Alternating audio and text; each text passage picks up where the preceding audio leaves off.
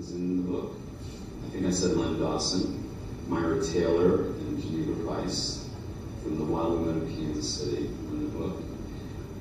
Bob Hawley, who is he's the owner and the creator of the Steamboat Arabian Museum. I'm not sure if you're here, but you are? There he is. Now this is very interesting for me, and I have to share this quickly.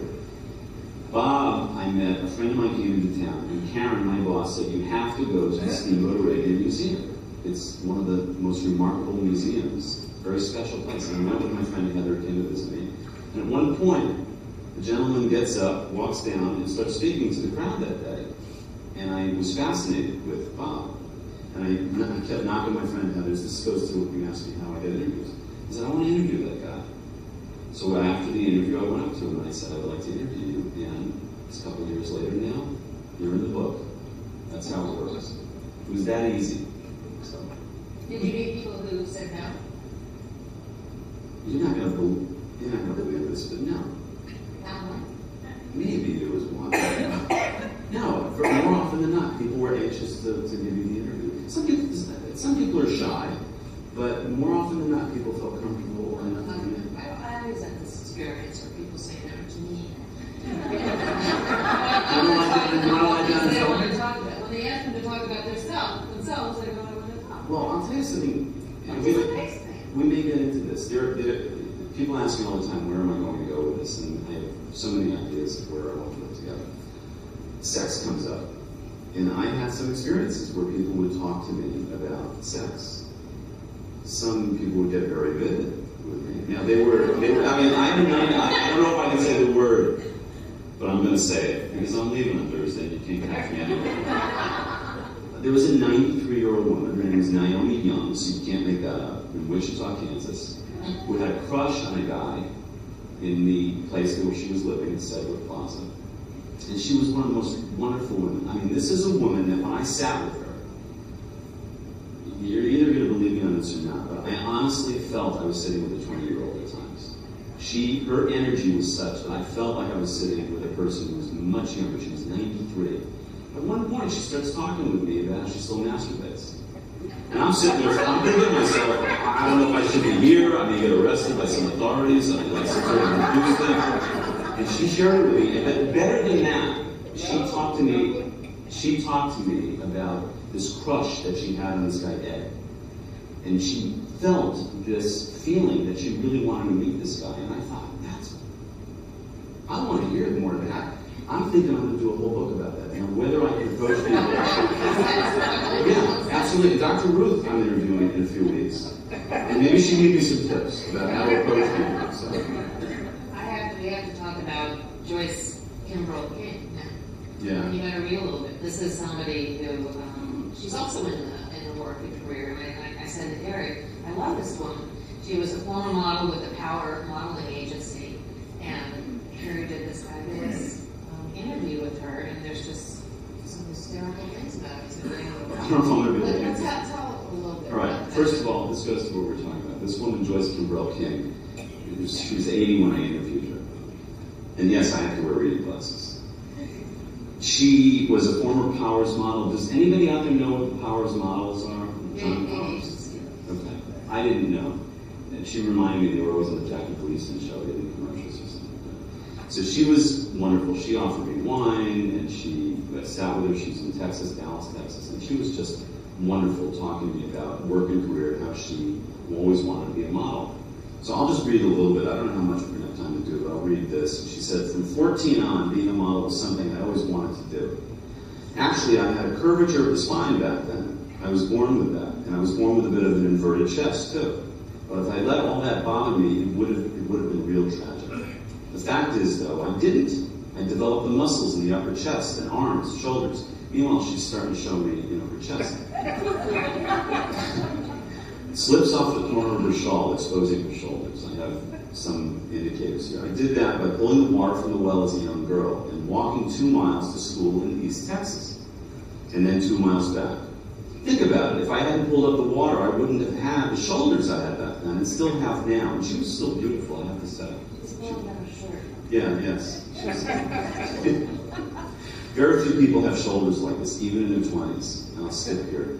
Then when I was in school, right around 14, I was a telephone operator. That's when you had to reach up high on the switchboard. Back then you had a keyboard in front of you, and you'd say, "Number, please," and you'd reach up like this, and she would start to do the thing with her arms. It was like calisthenics. A lot of you may, I don't remember, I probably saw this on a television show.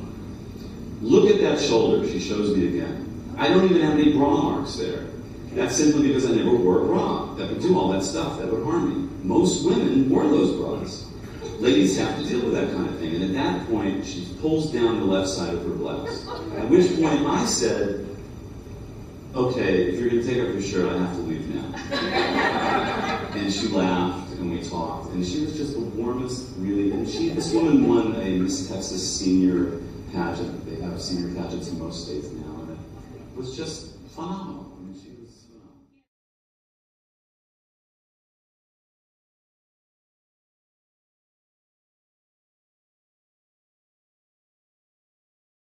There are many stories and statistics about elder abuse and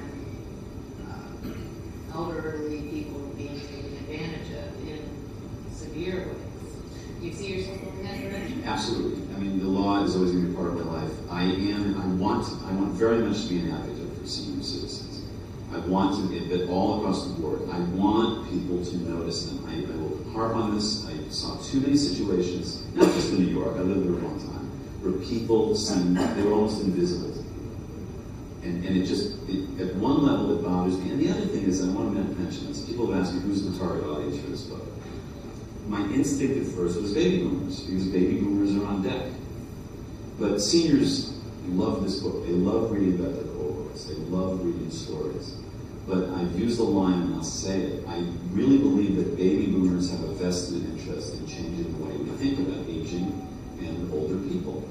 Boomers have been, and I know it's hard to generalize generational personality, sort of. What do they call baby boomers? The me generation. Sort of self-involved, people say. I just feel like this coming generation of elder people is going to want to be treated differently than anybody else. So maybe I'm plugging into it, I don't know.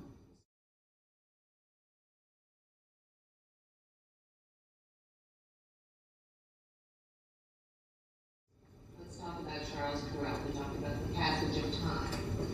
And you had kind of a funny experience during your interview with him also. But when he talks about what it felt like getting older. I love this. Yeah, and watching time pass quicker and quicker, and I think everybody relates to that. But the older we get, the quicker the years go. Quick poll. I love talking to you. How many people feel as you're getting older, you can raise your hands because I want to see this visually. How many people feel that things seem like they're speeding up? It really does, right? It feels that way. Yes, and he addressed that. So this is what Charles said to me, and I love this. Speaking of time, I tell you, when you get older, time flies by. It really does. I can remember when I was a kid, say, when I was 8 years old, we had a front porch, and the porch had this banister. And I'd lie on that porch there and look up at that banister at 8 years old, and I'd think, when I get to be 10, I'm going to be a Boy Scout. And I tell you, it took 40 years for me to get to 10 years old. I can remember just lying near that banister in that front porch and talk about picking up the wood. I love that it remembered that so specifically.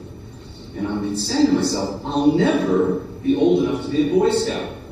Now today, I work on my income tax. I take a day off, and the next thing I know, I'm working on my next year's taxes. It just sort of all comes together now. It all comes so fast. And I'll just add this. And something else you find when you're a little older. I went back to my high school, and the big auditorium we had over there, the huge auditorium, we started laughing. Why, it wasn't any bigger than this room, and we're sitting in a little den. The same thing was true about the huge lunchroom. Everything is big when you're little, and it's so small when you're older. And I did love that.